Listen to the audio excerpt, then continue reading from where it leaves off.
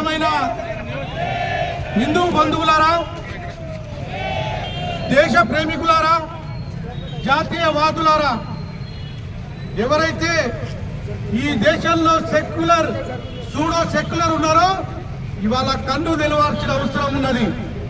Secular పేరిట ఈ దేశంలో అందరము సమానమే, అన్ని మతాలు సమానమే అన్నటువంటి యొక్క సూడో సెక్యులరిస్ట్ వాదులకు హెచ్చరిస్తా ఉన్నాం.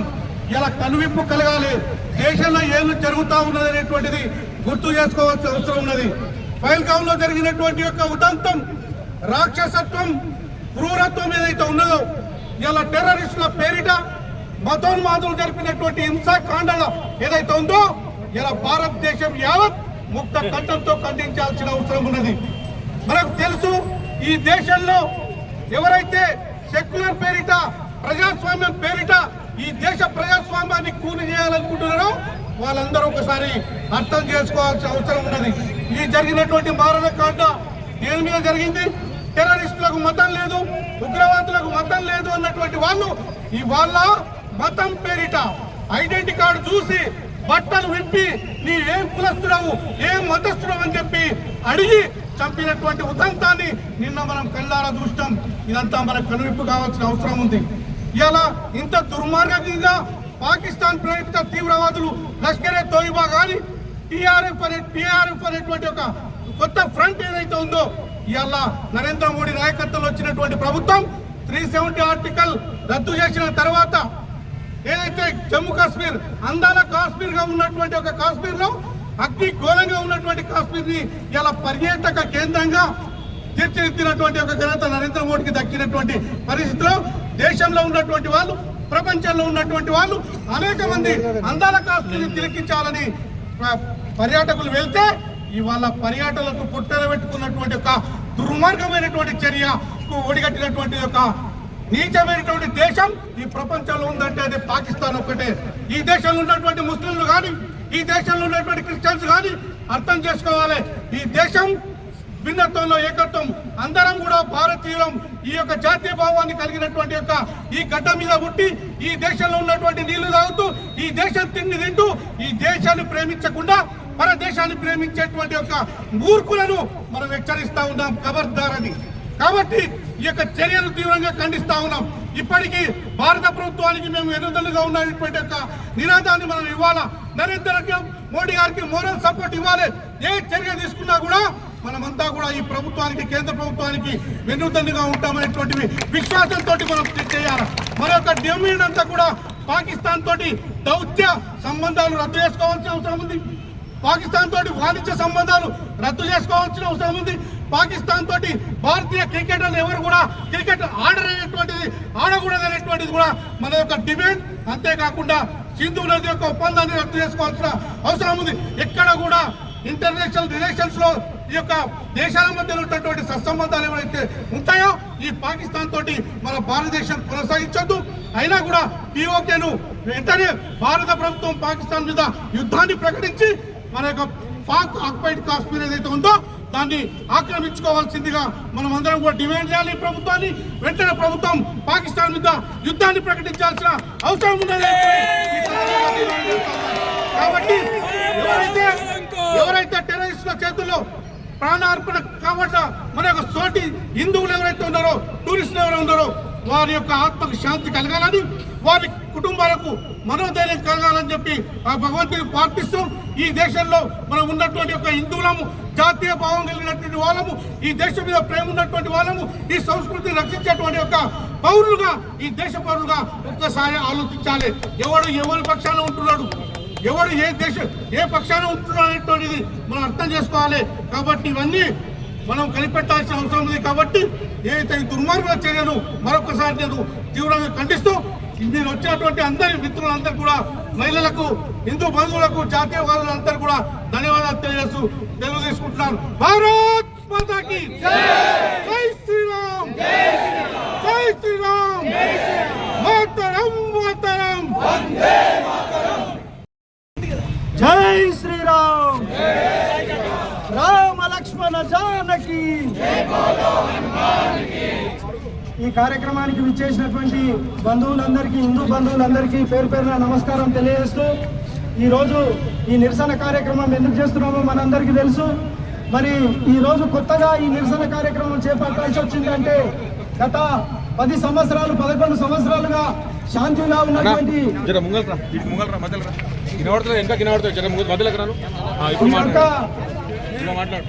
దేశం ఒక్కసారి ఈ యొక్క కార్యక్రమం ఏదైతే జరిగిందో, ఏదైతే చర్య జరిగిందో జమ్మూ కాశ్మీర్లో, దానికి నిరసనగా ఈరోజు మనము ఇక్కడికి సమావేశమైనాం, ఈ ర్యాలీ నిర్వహించాం.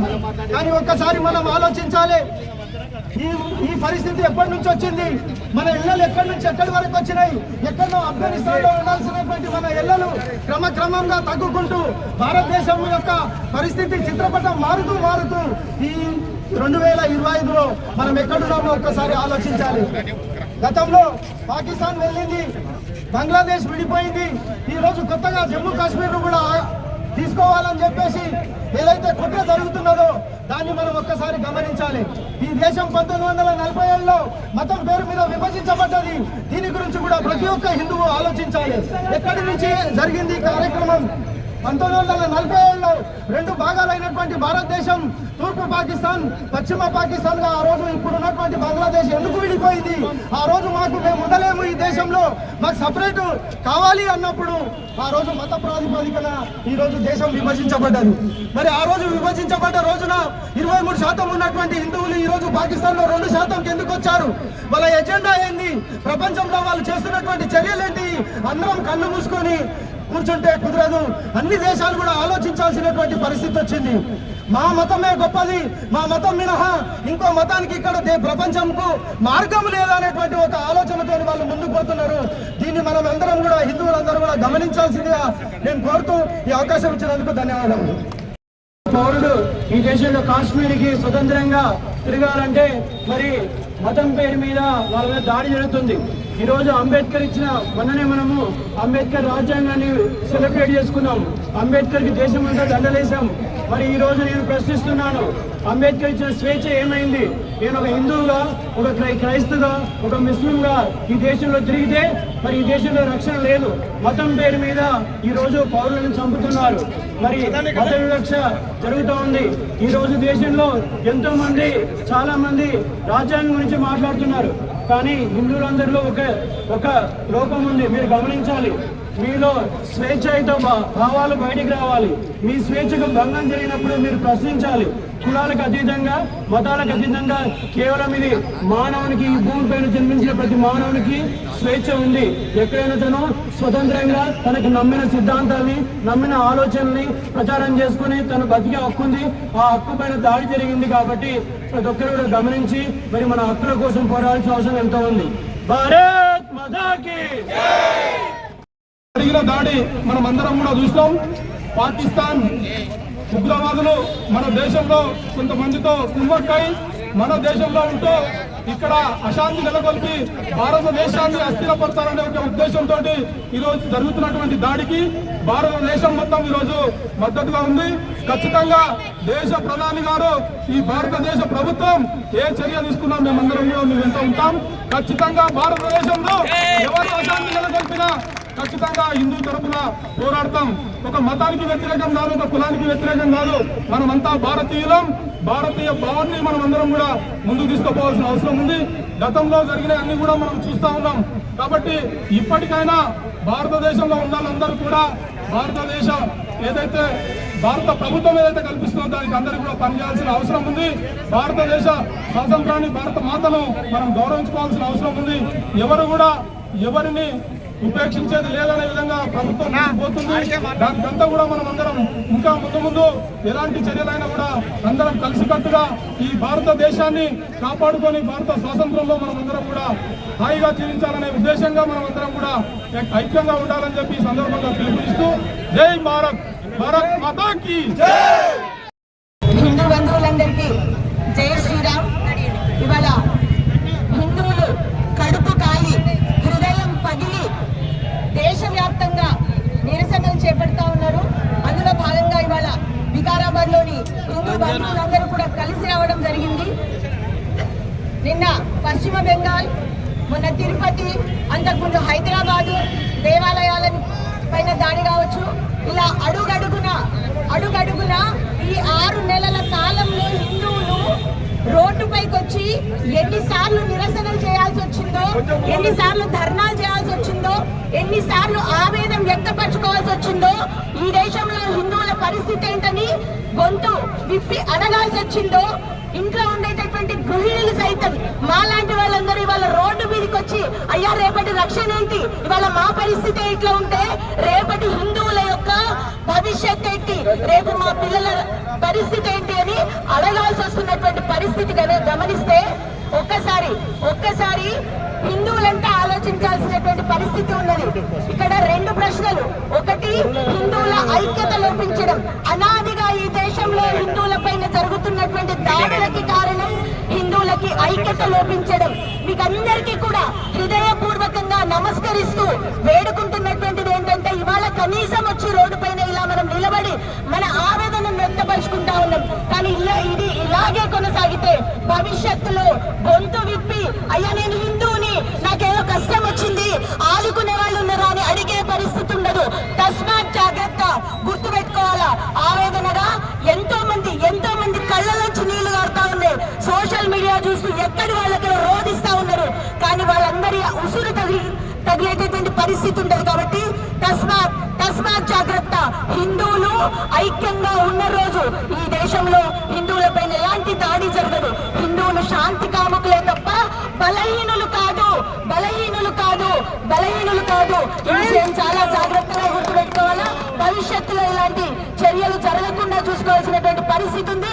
అందుకు అవసరమైతే యావత్ దేశంలో హిందువులంతా ఒక్కతాటిపైకి వచ్చి పోరాటానికి సిద్ధంగా ఉన్నారని చెప్పేసి ఈ సభాముఖంగా తెలియజేస్తూ, ఈ వేదికగా తెలియజేస్తూ జై శ్రీరామ్. ఒక్క విన్నపము, హిందువుల పైన దాడి జరిగినప్పుడు నేను ఇది అది అనేటటువంటి భావన లేకుండా ఎక్కడున్నా ఎలా ఉన్నా సరే హిందువులు బయటకు వచ్చి కొట్లాడాలి. అయ్యా రేపటి మన పిల్లల కోసం ఆలోచించాలి, రేపటి మన తరం కోసం ఆలోచించాలి, ఈ దేశాన్ని కాపాడు కోసం ఆలోచించాలి. కాశ్మీర్ విషయంలో ఒక్కటి మాత్రం గుర్తుపెట్టుకోవాలి, మన వేదాలు, పురాణాలు, ఋషులు, మునులు, మన పవిత్రమైనటువంటి మూలాలన్నీ అక్కడే ఉన్నాయి. తల తీసేసినట్టుగా ఉంటుంది. అందుకే ఆ తల కోసం తపన పడుతున్నటువంటి మన నాయకులకు మద్దతుగా నిలబడదాం. జై శ్రీరామ్, జై హింద్. మా పెద్ద ఆయన బయట దేశం పోయినప్పుడు భారతదేశానికి 4 నేసుకొని వచ్చి భారతదేశం మీద దాడి చేస్తుంటే నరసింహ అవతారం ఉన్నటువంటి నరేంద్ర మోడీ ఊరుకుంటారా కొడుకులారా పాకిస్తాన్? ఒక్కసారి మీరు ఆలోచన చేయండి. ఇంత భారతదేశ గణతంత్ర దేశమైన ప్రజాస్వామ్యంలో పక్క దేశం వచ్చి మన దేశం యొక్క ఆన్మీ దుస్తుల్లో దొంగల్లాగా వచ్చి మనటువంటి చాలా మంది హిందువులను అక్కడ ఈ రోజు పిట్టల్లా కాల్చి చంపారు. అక్కడ ఆడపిల్లలు వదిలేసి మాకు చిన్న పిల్లల్ని వదిలేయండి, కావాలంటే నన్ను కాల్చండి అనే ఒక ఆడపిల్ల ఆవేదన ఎప్పుడు అర్థం చేసుకోకుండా దుర్మార్గులు, పాకిస్తాన్ దుర్మార్గులు ఈరోజు మన భారతదేశం పైన వచ్చి వాళ్ళు మన భారతీయులను కాల్చి చంపడం జరిగింది. ఇప్పుడైనా సరే ఆలోచన చేయండి.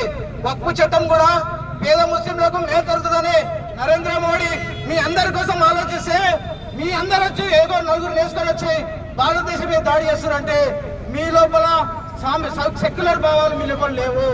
మన వికారాబాద్ పట్టణ ప్రజలందరూ కూడా నేను ఒకటే విజ్ఞప్తి, మనలో ఉన్నదంతా హిందువుల రక్తం, మనమందరం కూడా హిందువులం. కాబట్టి మీరు అందరూ కూడా ఏ పిలుపునిచ్చినా కూడా మనం ఐక్యమత్యంగా రావాలి. ఏ పార్టీ అయినా ఉండొచ్చు, పీడిఎస్ నుంచి ఆర్ఎస్ దాకా ఏ విద్యార్థి సంఘమైనా సరే ప్రతి ఒక్క మన భారతదేశం పైన దాడి జరిగినప్పుడు ఖచ్చితంగా మనం అందరం సంఘీభావం ఉండాల్సిందే. నరేంద్ర మోడీ గారికి సంఘీభావంగా ఉండి భారతదేశం యొక్క ఔన్నత్యం ప్రపంచ దేశాలకు చాటాలనే ఒకే ఒక ఉద్దేశం. చివరిగా ఒక మాట చెప్తున్నాం, పేద ముస్లింలందరూ అక్కడ కాశ్మీర్ లో ఇబ్బంది పడుతున్నారు, వాళ్ళకు ఆదాయం లేదు. కాశ్మీర్ అందాలను ప్రపంచ దేశాలకు పరిచయం చేస్తుంటే మీరందరూ కలిసి మీ నోట్లోనే అక్కడ ఉన్నటువంటి మీ సోదరుల నోట్లోనే మట్టి కొట్టినారు. కాబట్టి మీరందరూ కూడా ఆలోచన చేయాలి. భారతదేశం ఎప్పటికైనా ప్రపంచంలో అగ్రదేశంగా ఉంటది. మనమందరం కూడా ఐక్యమత్యంగా ఉండాలని ఈ సందర్భంగా కోరుకుంటున్నాను. జై శ్రీరామ్.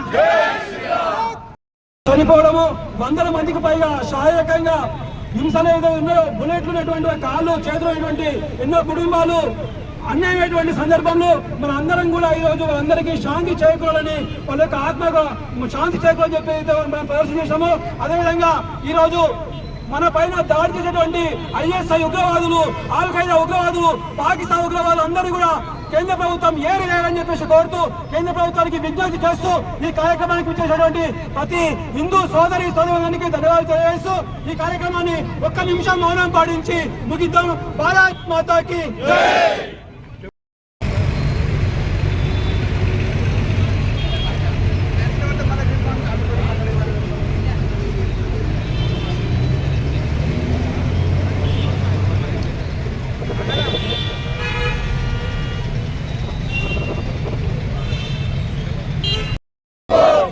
डालो सालों को पाकिस्तान कैंडल अंदर रखे भारत माता के वंदे वंदे जय श्री राम जय श्री राम जय श्री राम जय श्री राम मत कोडकुलु हिंदुस्तान लज्जा कोडकुलु पाकिस्तान मत कोडकुलु हिंदुस्तान लज्जा कोडकुलु पाकिस्तान